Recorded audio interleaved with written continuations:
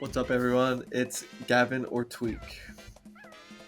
What's good? It's Marcus or Pink.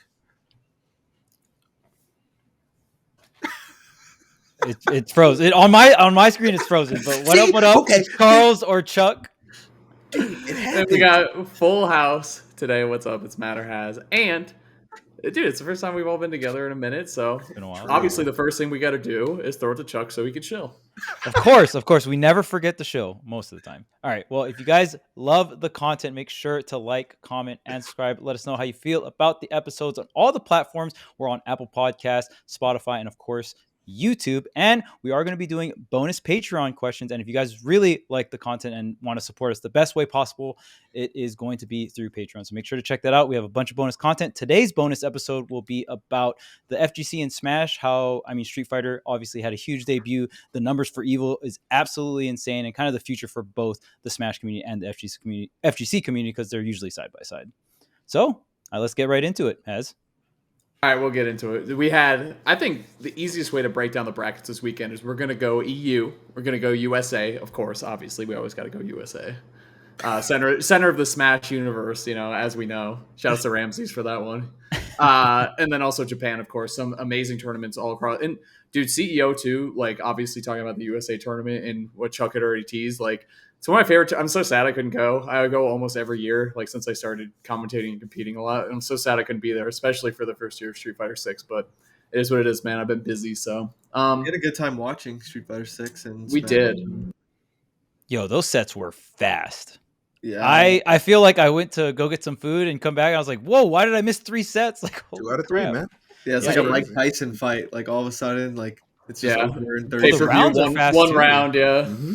And usually Street Fighter is there was still a lot of footsies, but I feel like this Street Fighter, the damage output is very high. So the matches just felt a little higher or faster. And games are typically faster in the beginning of their life cycle. Then people learn how to camp. Unlike Gavin, who keeps it very aggressive throughout the, all of Ultimate, obviously. Gavin looked like year 1 Ultimate all the time. It's true. Week 1, dude. Week -2, True. No. Not that any of us play that. Oh, of course not. Whoa. Come on, man. King of Fields, let's talk about it a little bit. We're going to go en français here, of course.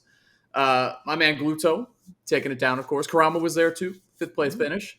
I think one of the main things I want to point out here with this bracket is Bloom didn't make top 8, which was, I think, quite the surprise to just about everyone there, because Bloom has kind of been really challenging the throne over in EU, challenging Gluto, one of the first people to ever do that, but actually losing in losers to my man M4E, best player in Italy, young kid playing Sephiroth, huge fan.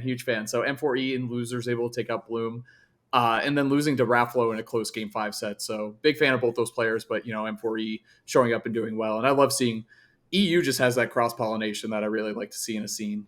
France, Italy, they're all coming together and they're all playing. So it's good stuff. Maybe Sephiroth a little better than we thought, huh? Oh my God.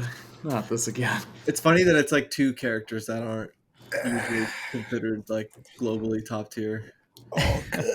Oh, good. Deo and Sephiroth. I saw Marcus's tweet about Leo when he won with Corrin, because we haven't been all together in a while. Yeah. You're like, you know what? I told Leo he should pick Corrin. Never mind. I'm going back to being a dad. That shit killed me. I actually need to go back and watch that set. I actually didn't watch it fully. I watched the ending.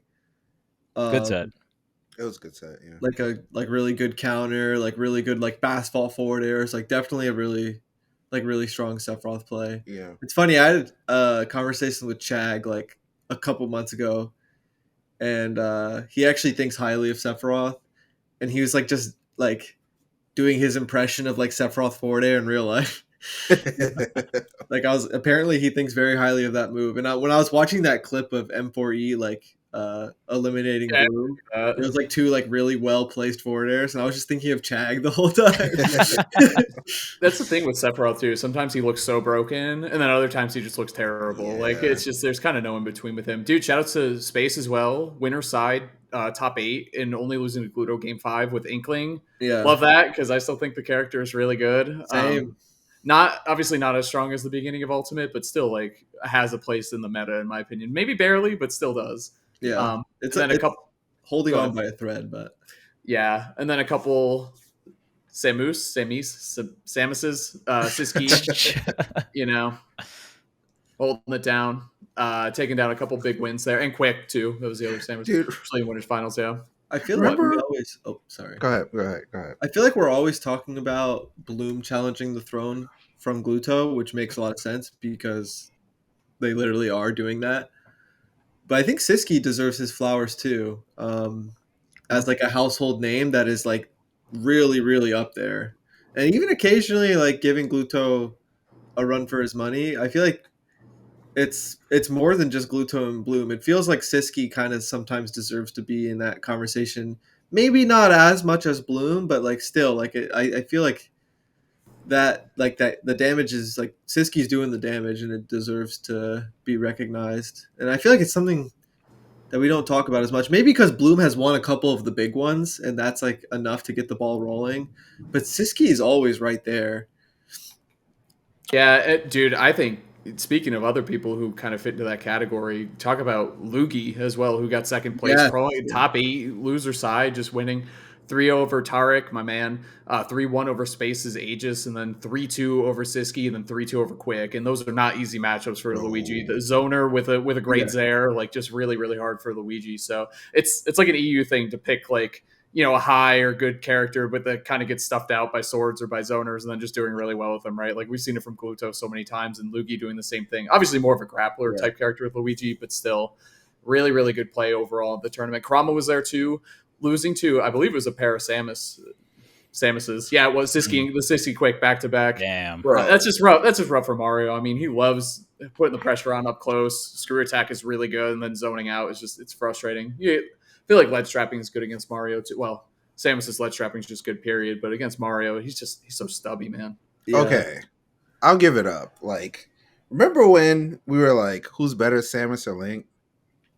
It's easy. It's not even a question anymore. Whoa! We need to give the Link players more time. All right. How much time? How much time do we need? This game has 1 week left. I was gonna say the next game, maybe. Yeah. See, Smash Ultimate 2, maybe.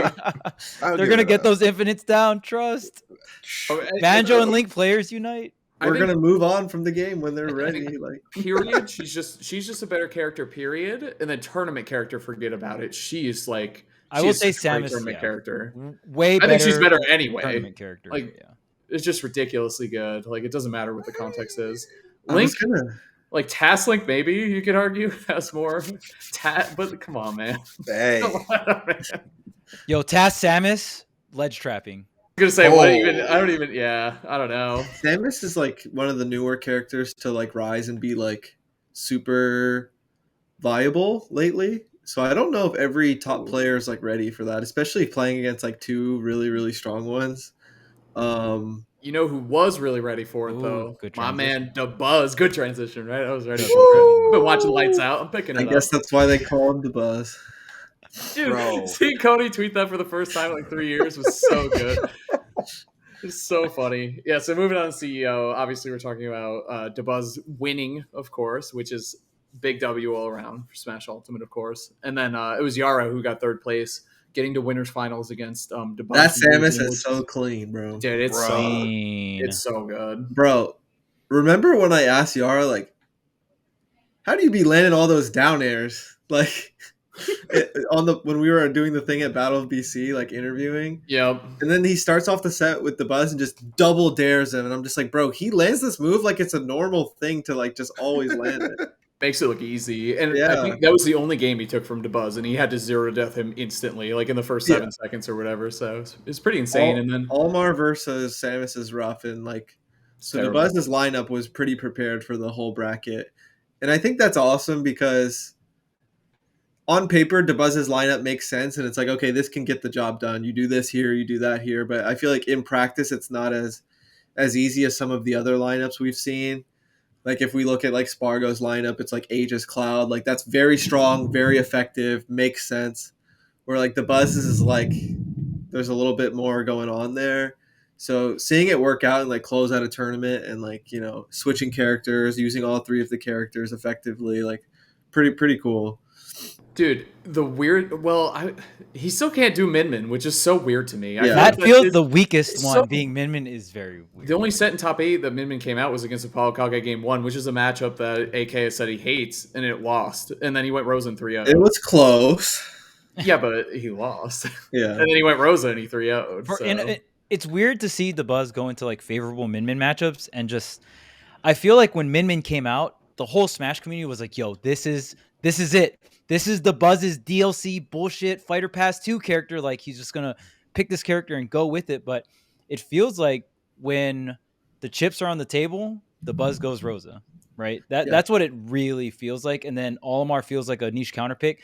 And something to note, that is Samus's worst matchup. Like absolute worst matchup, to the point where we've seen Siski counterpick Incineroar against like Shuton or other Olimar players at Battle of BC and other tournaments like that. So just to make it very clear, the fact that Yara even played that matchup, props, got a game in that matchup, huge props, because Samus obviously revolves a lot around charge shot, and the Pikmin body blocking all the missiles and the charge shot, you really shut down Samus as a character. Charge block, on block or on hit, charge block just hitting anything is so strong, but if it's hitting a Pikmin, no go.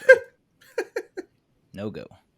Yeah. Dude, and I think, is Rosa the only character out of those that he hasn't considered dropping? Because at one point he said, I'm dropping Olimar, I'm never playing Olimar again. Definitely, obviously he's been very hot and cold with Min, but I think Rosa, since he really picked her up, I think he hasn't truly dropped her or said he's dropping her. He has the highest confidence in Rosa for sure. And that's what I was actually going to mention. And I was hoping to get Marcus's thoughts on this too, like as a Min player. Like, I'm going to be honest. I think a lot of his success with Rosa is a lot of it because like you can see like the confidence and like the like enjoyment there, like a lot easier.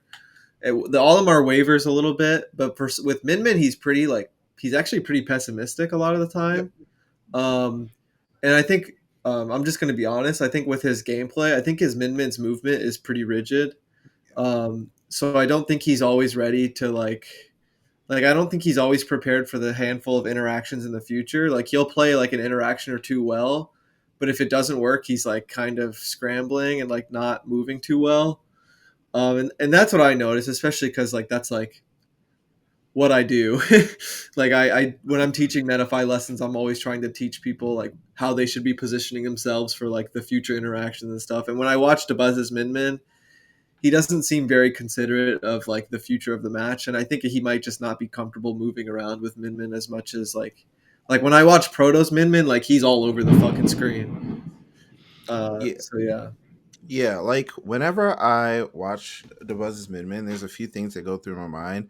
The first thing is he does not like getting hit. Like when he gets hit, his brain is like, he'll just down air. I'm dead. Yeah, it's like instant down air, instant air dodge. Like I'm dead. I can't play this stock anymore. It's like she doesn't have like the best disadvantage, right? But she has a pretty good one. She has like options.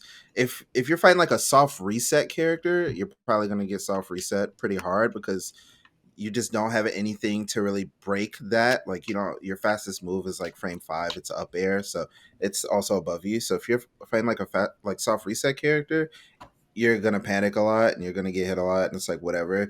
But if you're fighting someone that like hits you back to neutral, or like that hits you really high vertically from the spot that you're already in, you don't have to like immediately do something. But I feel like he like panics a lot, and I've talked to him about it, and he's like, yeah, I feel like whenever I get hit with Min, I might lose my stock, and I don't like that feeling because he's so used to playing like characters that like even in Brawl, Olimar had Whistle, so at least when he got hit, like there was something, but he's not used to playing someone like that where like you just might potentially explode on hit. But also the other huge thing is he's just a little too defensive, in my opinion. I think the best thing about Min is the fact that she doesn't have to be defensive the whole time. She's not like a full zoner. She has a lot of good like up close moves, and the best thing about it, she has a lot of good mid range moves. And because her moves like hit you from so far away, she like forces you to get to that mid range area a lot of time, where she is able to abuse those mid range moves.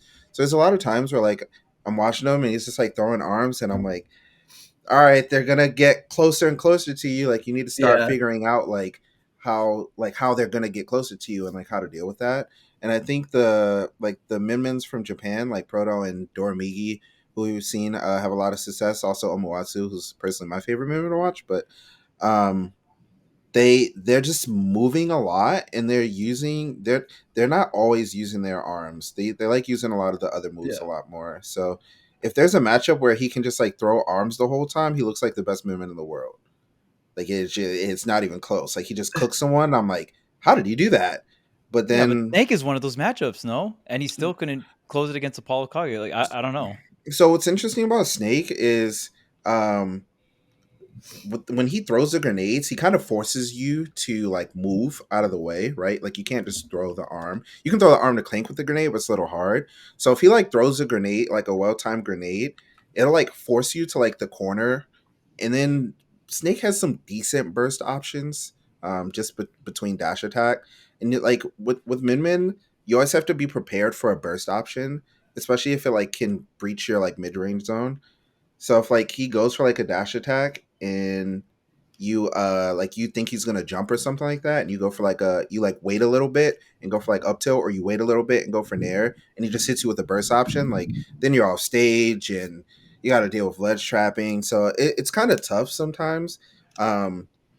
And he can back air through arms. It just looks really ugly and stupid, but it is a thing that he can do. So sometimes you have to like play around those like really small factors, and like those things that like those slight hesitations give like the opponents enough time to really break your zone, you know? And that's where most Min players I think struggle, is like they can't deal with like the slight hesitation that you need to have in a lot of situations. Yeah, and I feel like just even hearing players like MKLeo struggle with Aegis, I feel like Min can be in the similar vein, just like in terms of you get hit once, you could lose your stock at any moment, right? Because those characters' recoveries are so exploitable. If you call out any kind of double jump at any kind of percent, you're just done. So that's a very good point. Dabuz has always had some kind of backup plan, whether it's just recovery distance or some kind of armor throughout his career. So even though you could master these characters on stage, having those kind of backup plans or a little bit of comfort in disadvantage in tournament specifically, when you're very prone to picking panic options and you're getting nervous, is a very, very big deal. And yeah, I'm not too sure. We'll see how long Dabuz sticks with the Min, or if Min will eventually get rotated out. I feel like it's such a strong character for Dabuz. I think it's worth for him to learn, but we'll see with the decisions. It feels like the Rosa's holding up, and it definitely doesn't feel like the Rosa's just like surprise, you don't know the Rosa matchup. Like, we're 5 years into the game. It's like he went the to Japan of his thing, yeah. Yeah, and he went to Japan, had much success with Rosa, and that country just knows that matchup so well, right? Like they've had many great Rosas, and he said he even learned a lot of Rosa tech in Japan. So very, very interesting that it feels like Rosa is a much weaker zoner than Min, but it just, I guess all the things just kind of line up for Dabuz when it comes to comfort and all that jazz. But we got to talk about Riddles, though. Riddles won. Let's jump into a whole nother bracket. 25th in Street Fighter 6. Street Fighter W. Let's go, Riddles. That so looked proud nice. Of I'm very proud, Riddles. Good job. That is so badass, bro. See this. Proud of him for that, for sure. But even prouder of the fact that he did well in Ultimate after, because it's like, yeah, obviously his attention has been split, if not very heavily, towards Street Fighter right now. But once he got knocked out of Street Fighter, it seemed like he geared up and just got ready for Ultimate and really buckled down and took care of business, which is the most important thing, because he got upset, which I wasn't too surprised by. Zap is a really good player looking to, really make a name for themselves in Ultimate. And if Riddles isn't 100% committed, I mean, hey, an L's an L, and you got to take that. It's still a completely legitimate W for Zap. But once Riddles was locked back in, making that losers bracket run, I feel like he's a player where sometimes he's an emotional guy for sure. So I feel like it could have gone, the other way pretty quickly. But it went the other way instead. He found a ton of success. I think that's some of the best I've ever seen him play.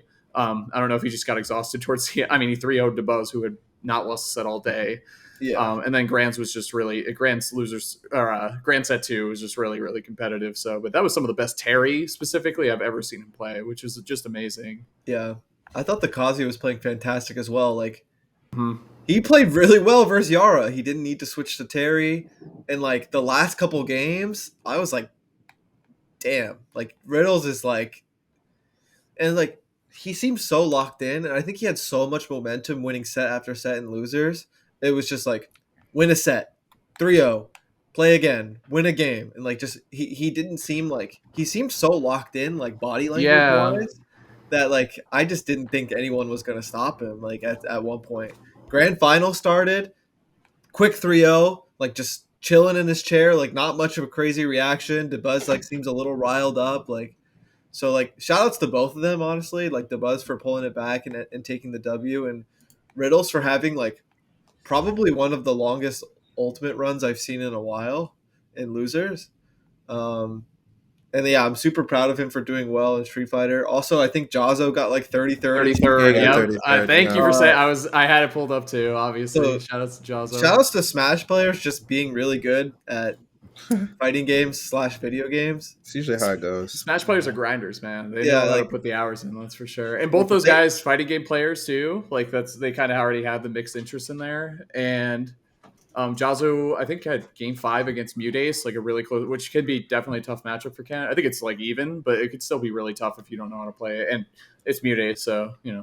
another level of toughness there. And like, this goes for like Riddles and Jazzo, but also anyone who's like interested in playing other games and they're a Smash player. Like, look at how well they did. Like, if they enter again next year, like I wouldn't be surprised if they go even farther, or if they enter even more Street Fighter events. Like they could just become like a super top threat. Like I'm just pretty proud of that, and it's inspiring on a lot of fronts.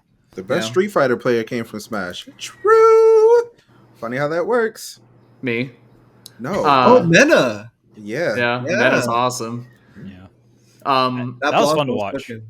Couple other players, MVD, ESAM making top 8 again. I feel like it's been a Yeah. minute for them, but I mean, MVD got 4th too. It's not even like he just made top 8. Like he played amazing. Couple snakes. AK did well as well. ESAM almost too. reversed 3-0'd Riddles. That could have changed everything. Yeah, and dude, I gotta shout out Yosefu, obviously 3-0ing Mudace. We were talking about it. That's a good, like, of all the top tiers for a Belmont to run into, that's a really good one. Peach in the air, like if you throw Cross in the air, Peach has to move on the ground, which is like not where she wants to be, and it's just definitely a stressful matchup for Peach, which means it's relax and throw some projectile time for Belmonts. Obviously, more nuance goes into it than that, especially 3-0ing Mudace. So shout out to Yosefu for doing so well. Ninth place. Play, He looked great. That's Belmont movement I've ever seen in my life. Well, honestly. Other than a certain man with a dangerous X factor. There's a dangerous yeah. Belmont. I assume I'm always like, there's an exception being made. Yeah. Yeah, true. Okay, fair enough. True. Yeah, he was playing, but yeah, jokes aside, he was playing incredibly. So, and he's been on my radar since main stage, so I'm happy he's going to get more opportunities. And you might have to play him tonight at Xanadu, Marcus, so watch out. All good. Might lose, might not. We'll see.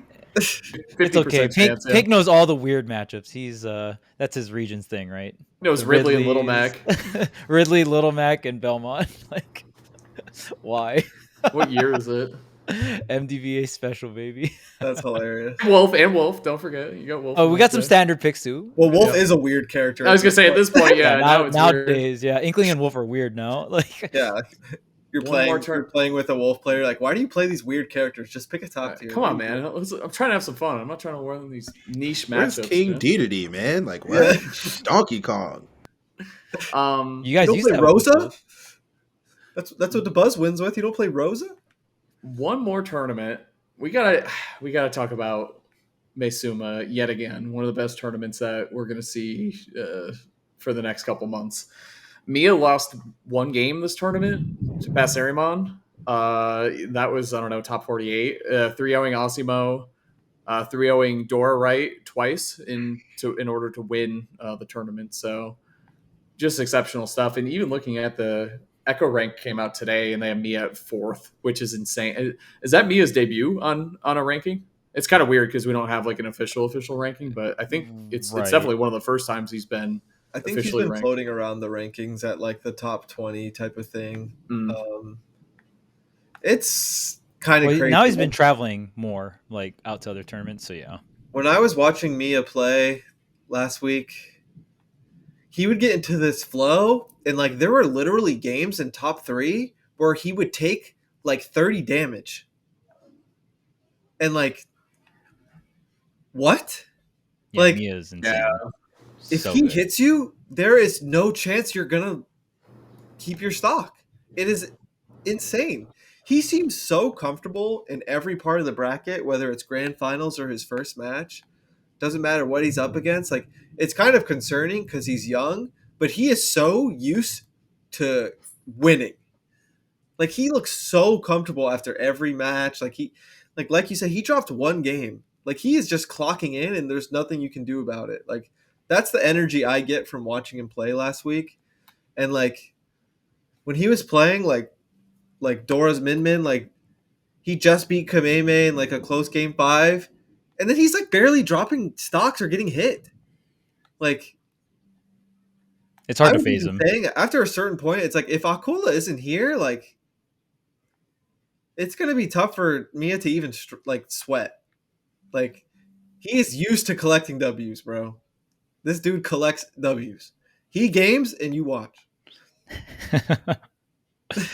Yeah, it feels like he really perfects the Game & Watch flowchart, and then also adds in just like so much good edge guarding sequences, or even just outside of, you know, the bacon ledge trapping and stuff like that. He sets up all the standard stuff really well, but he also just is so hard to hit, and he plays to his win conditions so well.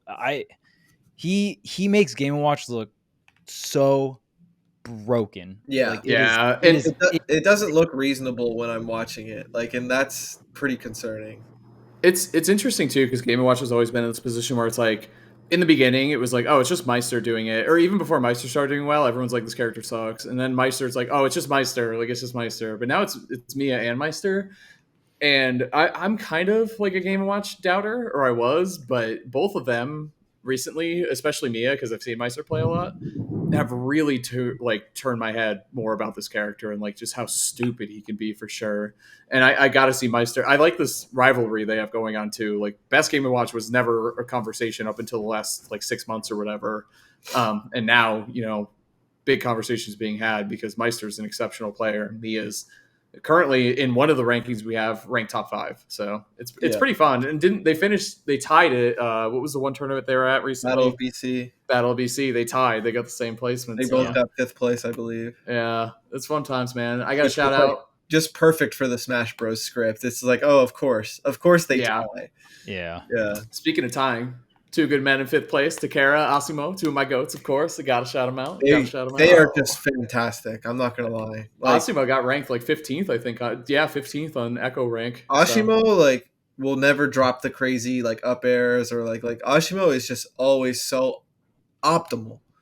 And Takara was playing tough matchups and was like playing with like so much like passion. Like, every time he took a game off Gackt, like, he was playing to win. Like, I thought they were both playing really well. Asimo is pretty much straight up the reason why people think Ryu is even a character in this game. Yeah. Like, I can't even think of another person who has put their character... Huh? Aiken. And of course, Aiken, of course, the GOAT. Very true. They did it around the same time. Come on, he was on Heckles. Come on, man.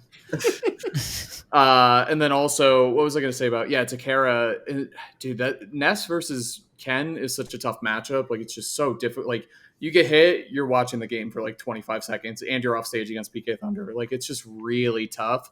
And I think that's where you saw the passion from, because we talked about this after. I think Gackt has a winning record on it was like 4-1 going into that one. I think it's like now 4-2 after Takara got a W.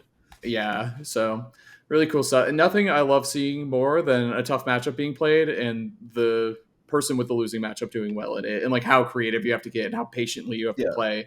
And it's really hard with Ken because it's really Takara has also been the GOAT of getting like up air kill confirms with Ken ever since Ultimate started, and kind of like how Ashimo is like kind of revolutionizing like the air kill confirms too. So that's always pretty interesting, because if you're watching someone that isn't them, you're not going to see those things as often as you do when they're on the screen. Like, they make it look like such a regular thing when it's really only exclusive to them most of the time. Not that I watch this character every day, but I just see it so often from those two. And you wouldn't expect it from like Ken versus Ness either to be like one of the main ways to get damage and kills. But yeah, they're both fantastic like character specialists. I think of entrees too when I see the up airs with Ken and Jazzo as well, to be honest with you, and Vendetta. Like, they all do, at a certain point, it just becomes something you have to do with Ken in order. Yeah, you would know better than me, like how like common or popular it is. But against Ness, it's really hard though. Hitting him in the air, like it's just neutral air's there, forward air, like he has so many active hitboxes.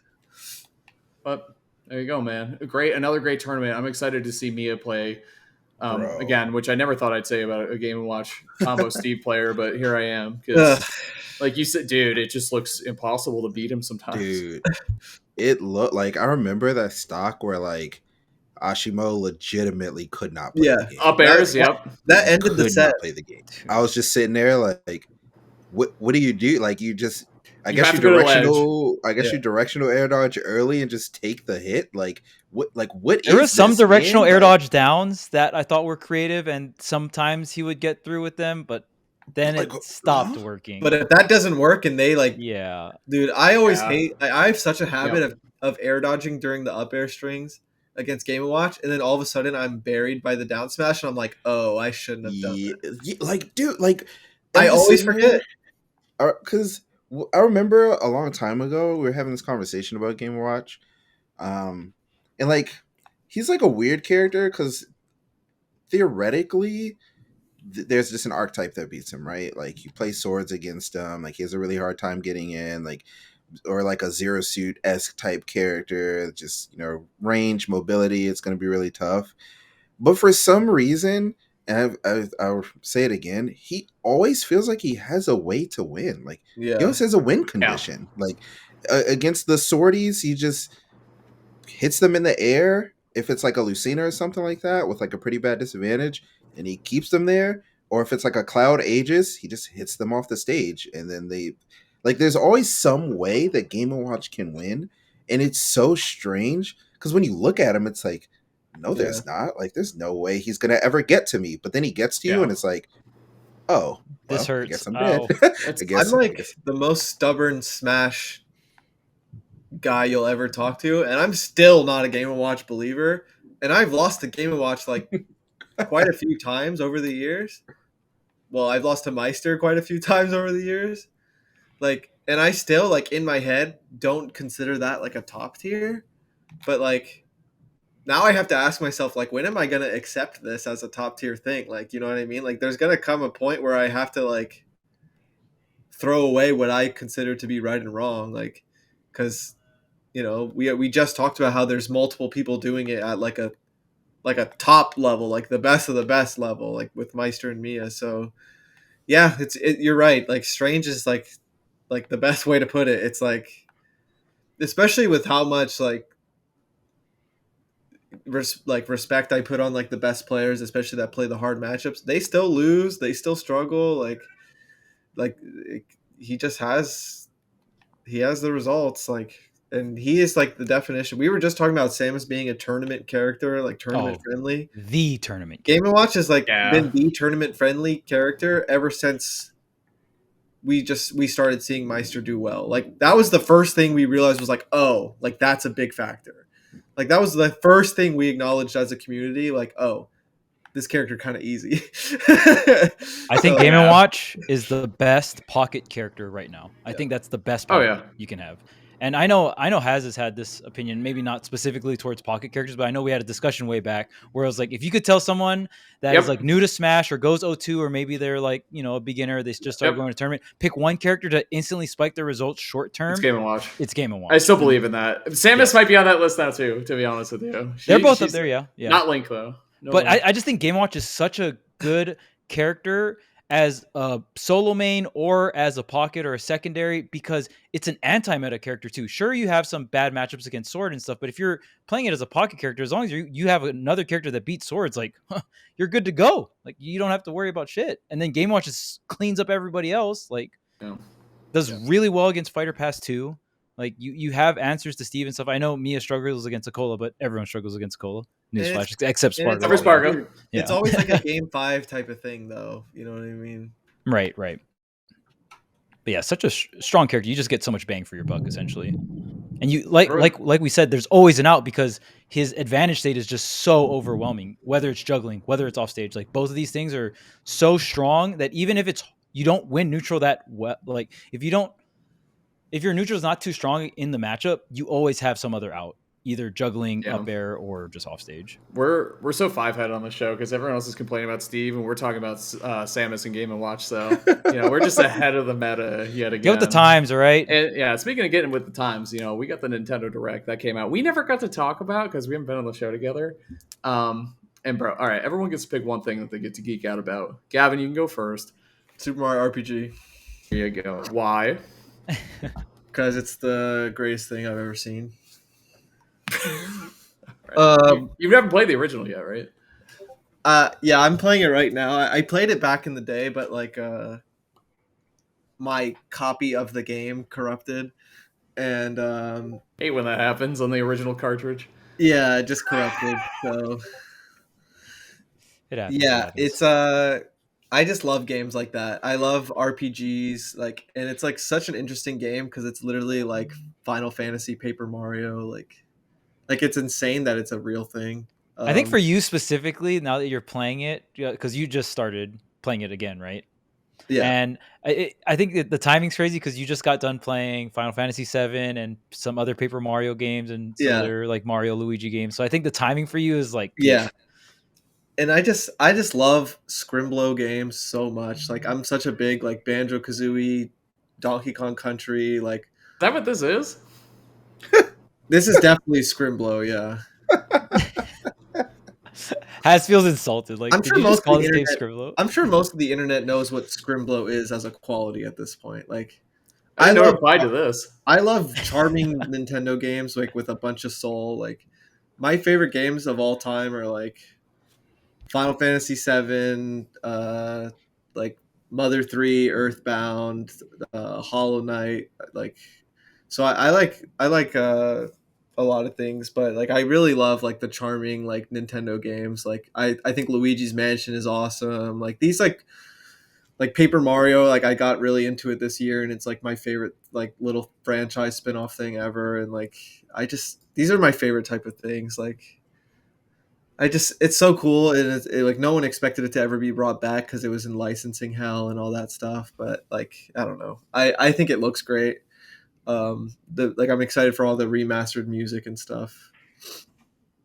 It's a big deal too because the relationship between Square and Nintendo too, right? I mean, I know that has been good in the past years, but this is a very big deal. Like, this is something that so much people have been waiting for so long. And like, what if they like make Paper Mario good again after this? They definitely can. We don't need to get greedy right now, though. Something I'll point out too is there are some small quality of life changes. Like there's when you do the timing on the shell, there was like splash damage, and it looks like the numbers were rescaled. So it looks like it's going to be a pretty different and new experience, which I'm excited for, because this has been one of my favorite games for such a long time. So I'm pretty pumped too. Yeah, that had to have been the biggest announcement, right? Like hands down. Which is so strange. Like, to me, a lot of people, some people are really big on the 2D Mario as well. Dude, that's me. Yeah, I mean, Mario RPG is my number one right now, but I was really excited. I like 3D Marios are cool and I like them, but I'm more about the 2D platforming. I like that a lot. So I'm not gonna hold you. Oh, go for it, Pink. Oh, I didn't watch that direct, man. You think I got time for that? Dang. The heck? Hey, did you catch the highlights? Yeah, I caught the highlights. Nice. Like, You caught the highlights. I guess. Oh, my highlight I would like was Star Ocean 2 remake. I like RPGs. That happened? Oh, was that on the direct? Like, I just remember someone saying Star Ocean. See, that's how like. Okay, thank you, Chris Production confirmed Star Ocean 2 remake. Chris thank you. Like, oh my gosh, you people don't play RPGs. Hey, we man. almost, like, we almost roasted you. You know, over is the Scarlet Violet DLC. Just nope, don't care. Veg. I mean, I'm still excited, but like. There's no point of talking about it too much until it's actually out. We still don't know that much. Yeah, I know. No, I've seen enough. That game can't even run itself properly. Talk about move it, Jim. We're gonna move it Wario style now. That's what I'm very excited for that one. Big W for the Big W himself. I'm excited. Wario's the GOAT. I love the one that scared me was the Batman Arkham trilogy. I was like, is my Switch gonna catch on fire playing these games? Like a game that was made for PS3, I think. Like I love the idea of like your Switch or like any like gaming console like literally taking flight when it's like So, dude, having a hard time Fantasy's- handling a game. Final Fantasy's doing to PlayStations right now. You see that? It's like overheating all the PS5s. Really? Is it really? Yeah, it is. I've seen. Like, well, truly I don't know. overheating to the point of like damaging it.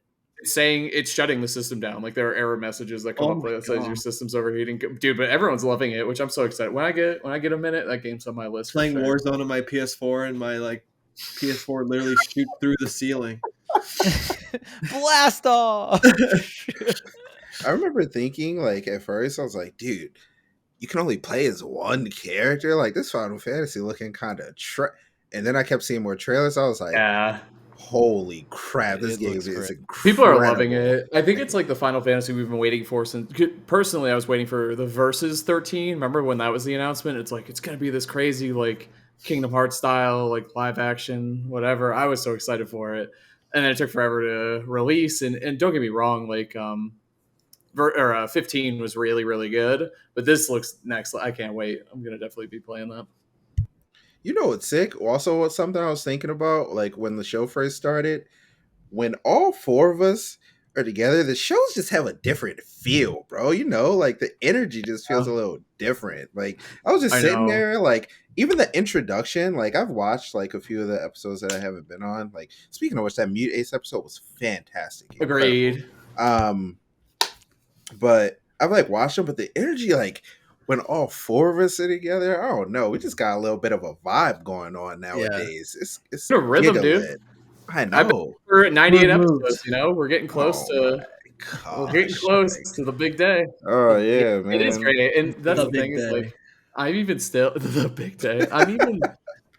I'm even still like busy right now, and I probably should be doing other things, but I couldn't miss another week, man. I just I couldn't. feel you. You know, yeah, I know you. Yeah, I know all of you feel that. Chris included, obviously, and our editor. So takes a village, right? But it's a good time. I love doing it. Absolutely. That being said, stay tuned for the bonus episode, Chuck. Yeah, I guess that about wraps Spin it it, up. Chucky. Yep. So we are going to be doing the bonus segment coming up. Has to dip, but me, Pink, and Tweek will be going over the bonus segment. We'll be talking about just the crazy numbers that Evo has going on. So that's going to be really fun to talk about. I believe over 5,000 entrants, and that was as of yesterday. So maybe even more as of now. And kind of talking about the future of the FGC and also like the future of the Smash community. Because usually Smash and FGC tournaments happen at the same like venues or tournaments, right? Like CEO had Smash and Street Fighter and stuff like that. So obviously Smash isn't at Evo, but there's still a lot of events where there's Smash and FGC. So really going to be interesting to see how all of that collides in the future. And I'm really happy that Street Fighter 6 numbers are doing this well. And obviously with the crazy circuit and the pool going on, it's going to be really sick. So why are you laughing, Pink? Are you laughing at me or with me, Because man, Has in his freaking live Spamming, I'm podcast spamming. chat is spamming. I'm Has. always spamming. He's My always goal in that spamming. chat is to get Marcus to laugh live, which I'm pretty successful at. Works all. So, Got him. yeah. And Gavin, you going to any tournaments soon? What's Yeah. the schedule looking like, man? At the beginning of September, I'm actually going to France for the first time. Ooh. So that's very exciting. I'm going to Terra.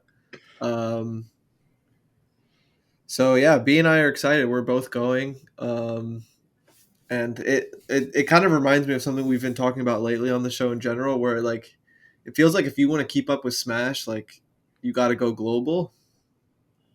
And that's like kind of what the next like few months are looking like. Like my next tournament is Gommel. I'm going to Paris in September. Like if I want to keep up and try to be the best and win like, you know, those big deal tournaments, like I got to go outside of the country, which is usually something I don't do too much. I go to Canada once in a while. But that's usually it. So I'm excited. It literally feels like a change in my life. So I'm looking forward to it. Yeah.